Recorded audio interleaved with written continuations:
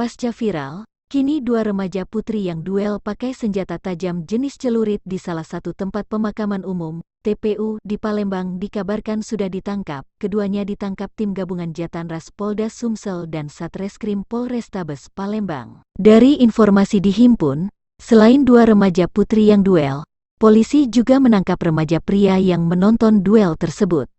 Sebelumnya detik-detik mengerikan terjadi saat dua remaja putri duel di Palembang. Bahkan, tak hanya tangan kosong, keduanya menggunakan senjata tajam berupa celurit. Kejadian ini viral di sejumlah media sosial. Dari postingan di akun Instagram @palembang.kantep yang dilihat Minggu, tanggal 14 Januari tahun 2024, disebutkan aksi dua remaja putri duel itu terjadi di area kuburan Cina, Sukabangun 1, Palembang. Dalam video terlihat dua remaja putri itu masing-masing membawa senjata tajam jenis celurit kemudian saling duel. Tawuran min di kuburan Cino Buyan Nian hebat idak lokasi Sukabangun 1, tulis keterangan akun @palembang.kantep. Dalam video tersebut salah satu remaja putri tampak mengenakan jaket abu-abu dan celana warna pink. Sementara itu, remaja putri lainnya mengenakan kaos hitam dan celana jeans.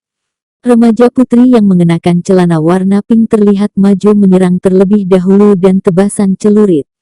Lawannya yang datang dari sudut lain juga tampak tak mau kalah dan mencoba menebaskan yang berukuran sama besar.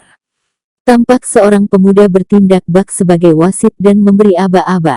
Sementara, beberapa dari kelompok remaja tersebut berada di sisi kanan dan kiri hanya menonton dan tidak berupaya melerai.